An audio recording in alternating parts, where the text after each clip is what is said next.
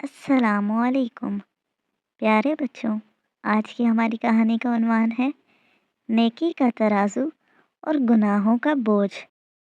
किसी शहर के एक पुरसुकून कोने में एक घर था जहाँ दो भाई असद और हमज़ा रहते थे। असद बड़ा था, समझदार, हर काम वक्त पर करने वाला और हद से ज़्यादा नज़्म ज़ब्त का पाबंद। दूसरी तरफ छोटा भाई हमज़ा था जो घर भर की आंख का तारा तो था ही, मगर शरारतों का एक चलता फिरता पटारा भी था। असद जो कि बड़ा भाई था, उसके दिमाग में एक अजीब सी बात जड़ पकड़ चुकी थी। उसने अपने जहन में एक ख्याली स्कोर बोर्ड बना रखा था।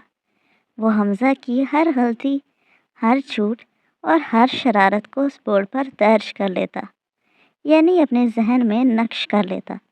हमज़ा, तुमने आज फिर अम्मी से झूठ बोला कि तुमने होमवर्क कर लिया है। असद गुस्से से बोला। भाई, बस थोड़ा सा रह गया था, मैं अभी कर लूँगा। हमज़ा ने मासूमियत से मुस्कुराकर जवाब दिया। असद ने अपने जहनी बोर्ड पर एक और कांटा लगा दिया। उसके नज़दीक हमज़ा एक नाकाम इंसान बनता जा रहा था। सबसे अजीब बात तब होती जब नमाज का वक्त आता। हमज़ा जो दिन भर उछलता कूदता और गलतियाँ करता रहता, अजान होते ही वज़ू करके जय नमाज पर खड़ा हो जाता। असद को ये बात बिल्कुल हज़म नहीं होती थी। एक शाम हमज़ा से खेलते हुए अब्बू का एक पसंदीदा क्रिस्टल का गुलदान टूट गया। असद ने उसे खूब डांटा।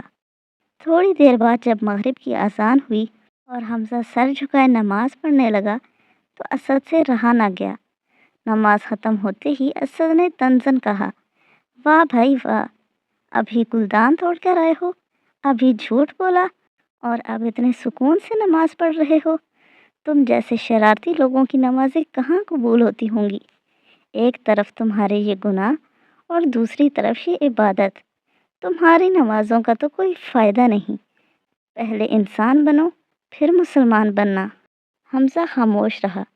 उसकी आंखों में नमी सी आई, मगर उसने कोई जवाब नहीं दिया और सर झुकाकर वहाँ से चला गया। ये सिलसिला कई महीनों तक चलता रहा। असद हर बार हमज़ा की किसी गलती को उसकी नमाज के सामने ला खड़ा करता। एक दिन असद के स्कूल में एक ख़ास तकरीब थी। असद के पसंदीदा उस्ताद सर हाशिम एक बहुत गहरी बात समझा रहे थे। क्लास में बहस चल रही थी कि क्या इंसान को सिर्फ तब इबादत करनी चाहिए जब वो मुकम्मल तौर पर नेक हो। सर ने अचानक क्लास से एक सवाल किया, बच्चों, एक बात बताओ, अगर आप ये फैसला कर लो कि आप खाना सिर्फ उस वक्त खाओगे जब आप मुकम्मल तौर पर साफ़ होगे, तो क्या आप कभी खाना खा पाओगे? क्लास में खामोशी छा गई। असद ने हाथ उठाकर कहा, सर, जाहिर है कि खाना खाने से पहले हाथ धोना ज़रूरी है, मगर हम हर वक्त तो 100% साफ़ नहीं रह सकते। मट्टी और जरासीम तो हवा में भी होते हैं। सर हाशिम मुस्कुराए और बोले, बिल्कुल सही। अगर आप इस इंतज़ार में बैठे रहें कि जब जिस्म का एक एक ज़र्रा पाक होगा तब लुक़मा मुंह में डालूंगा, तो आप भूख से मर जाएंगे। खाना इसलिए खाया जाता है ताकि ताकत मिले और जिस्म की कमज़ोरी दूर हो। उन्होंने फिर गहरी नज़रों से सबको देखा और बोले, यही हाल नमाज का है। नमाज कोई मेडल या इनाम नहीं है जो सिर्फ अच्छे बच्चों को मिलता है। नमाज तो वो रस्सी है जिसे आप तब पकड़ते हो जब आप गुनाहों के समंदर में डूब रहे हो। नमाज वो साबुन है जो आपकी रूह की गंदगी साफ़ करता है।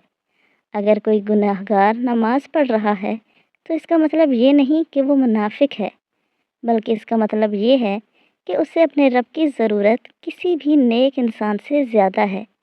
बेशक वो हर मामले में अच्छा नहीं है, लेकिन कम अज़ कम वो कोशिश तो कर रहा है ना। क्या आप वो कोशिश कर रहे हो? क्या पता अल्लाह पाक को उसकी वही कोशिश प्यारी हो। किसी को देखकर उन्हें जज नहीं कर सकते कि वो कितने अल्लाह के प्यारे या नेक हैं। ये अल्फाज असद के कानों में हथौड़ों की तरह लगे। उसे अपना वो स्कोर बोर्ड याद आया जो वो हमज़ा के लिए सजाता था। उसे अपनी वो बातें याद आईं जब उसने कहा था, तुम्हारी नमाज का कोई फ़ायदा नहीं। उस दिन असद बोझल कदमों से घर पहुंचा। اس کا دل کٹ رہا تھا۔ اس نے دیکھا کہ صحن میں حمزہ بیٹھا ایک ٹوٹی ہوئی گاڑی ٹھیک کرنے کی کوشش کر رہا ہے۔ اسد اس کے پاس گیا اور دھیرے سے بولا، حمزہ، کیا تم مجھ سے ناراض ہو؟ میں نے تمہیں ہمیشہ تمہاری غلطیوں پر نماز کا طعنہ دیا۔ حمزہ نے سر اٹھایا۔ اس کے چہرے پر ہمیشہ جیسی شرارت نہیں بلکہ ایک عجیب سا سکون تھا۔ وہ بولا، بھائی، مجھے پتہ ہے میں بہت غلطیاں کرتا ہوں۔ میں نے گلدان توڑا تھا، میں سستی بھی کرتا ہوں، اسی لیے تو میں نماز نہیں چھوڑتا۔ اسد حیرت سے اسے دیکھنے لگا۔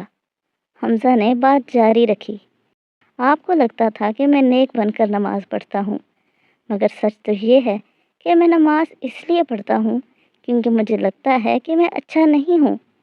جب میں سجدے میں جاتا ہوں تو اللہ سے کہتا ہوں، یا اللہ، میں نے آج پھر غلطی کر دی، مجھے معاف کر دیں۔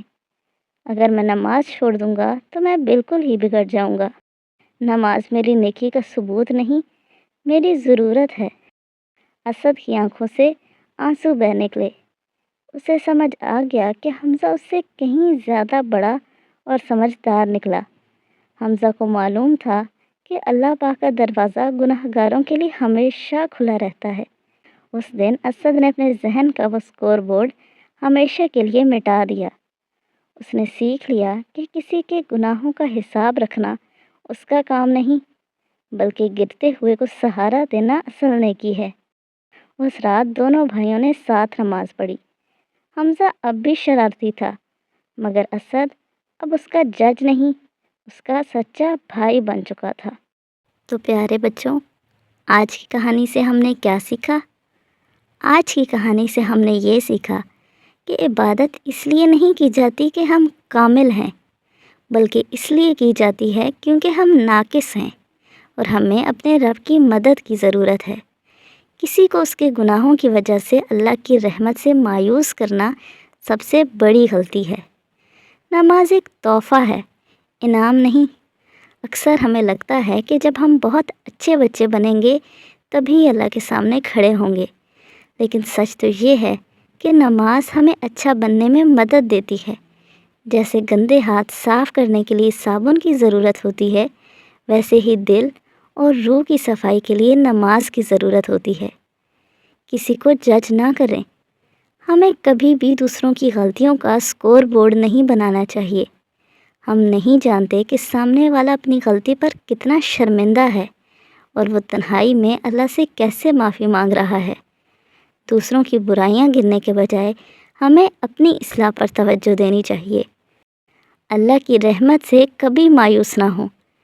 شیطان کا سب سے بڑا ہتھیار یہ ہے کہ وہ ہمیں احساس دلاتا ہے کہ تم تو بہت گناہ گار ہو، تمہاری توبہ بھلا کیسے قبول ہوگی۔ لیکن یاد رکھیں، حمزہ کی طرح ہمیں یہ یقین رکھنا چاہیے کہ اللہ کا دروازہ ہر اس شخص کے لیے کھلا ہے جو سچے دل سے اسے پکارتا ہے۔ سچی توبہ میں بہت طاقت ہوتی ہے۔